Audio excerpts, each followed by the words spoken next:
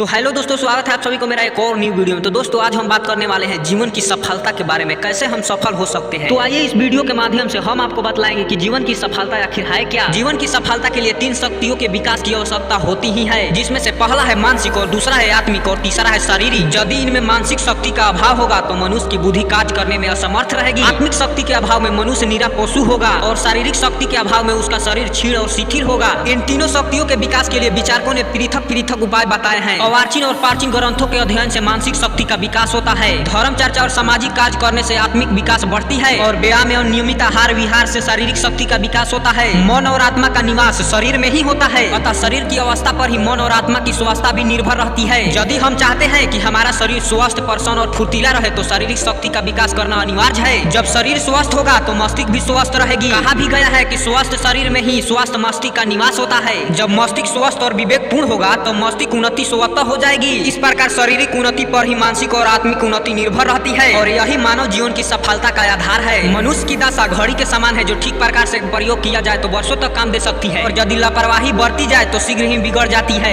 व्यक्ति को अपने शरीर को स्वस्थ तथा काम करने के योग्य बनाए रखने के लिए व्यायाम आवश्यक है। व्यायाम से न केवल शरीर पुष्ट होता है बल्कि मानसिक स्वास्थ्य भी प्राप्त होती है। यदि शरीर से आवश्यकता अनुसार कार्य न लिया जाए तो वह आलसी और आक्रमण बन जाता है। आलस्य को मनुष्य का सबसे बड़ा शत्रु माना गया है और आलसी व्यक्ति जीवन के हर क्षेत्र में असफल रहता है। केवल आहार लेते रहने और निष्क्रिय पड़े रहने से शारीरिक बेडौल होकर तरह तरह के रोगों को निमंत्रण देने लगता है। मोटापा स्वयं ही एक बीमारी है जो हृदय रोग, डायबिटीज, तनाव तथा रक्तचाप जैसी बीमारियों को जन्म देता है। व्यायाम अनेक प्रकार के हो सकते हैं, जैसे भ्रमण, दौड़ना, खेलकूद, तैराकी, घुड़सवारी, दंड बैठक, योगासन आदि प्रमुख व्यायाम है। जिस प्रकार मशीन को सुचारू रूप से चलाने के लिए उसमें तेल डालना अनिवार्य है, ठीक उसी प्रकार शरीर में ताजगी तथा गतिशीलता बनाए रखने के लिए प्रातः भ्रमण तथा योगिक क्रियाएं अत्यंत उपयोगी है। मानसिक कार्य करते करते जब हम थक जाते हैं तो थोड़ा खेल कूद लेते हैं। खेलने कूदने से घबराहट, सुस्ती आदि दूर होती है। व्यायाम, खेल कूद आदि से पसीना आता है, जिससे शरीर रोग से दूर हो जाते हैं। रक्त का संचार ठीक प्रकार से होने लगता है। पाचन शक्ति बढ़ती है, शरीर बलवान, फुर्तीला और सुंदर बनता है। इससे अंग अंग पुष्ट हो जाता है। जो व्यक्ति नियमित रूप से व्यायाम करता है उसका जीवन उल्लासपूर्ण तथा सुखी रहता है। व्यायाम करने वाला व्यक्ति हंसमुख, आत्मविश्वासी, उत्साही और निरोगी होता है। व्यायाम से मनुष्य संयम बनता है। संयमहीन जीवन विपत्तियों का घर होता है। अंततः विपत्तियों व्यायाम करने वालों से दूर रहती है। जो संयमी होता है वही शक्तिशाली होता है और धैर्य उसकी चारित्रिक विशेषता बन जाती है। धैर्य वीरता का अति दुष्पात्र अंग है। धैर्य संतोष की कुंजी और प्रकृति का रहस्य। व्यायाम हमें अपनी अवस्था के अनुरूप ही करना चाहिए। सभी व्यायाम प्रत्येक व्यक्ति के लिए उपयोगी नहीं हो सकते हैं। तो दोस्तों आपको यह वीडियो कैसा लगा हमें कमेंट बॉक्स में जरूर बताएं। मिलते हैं नेक्स्ट वीडियो में, तब तक के लिए बाय। अगर आप लोग इस चैनल पर नए हो तो चैनल को सब्सक्राइब कर लीजिएगा ताकि हर आने वाला वीडियो का नोटिफिकेशन सबसे पहले आप तक पहुंच जाए।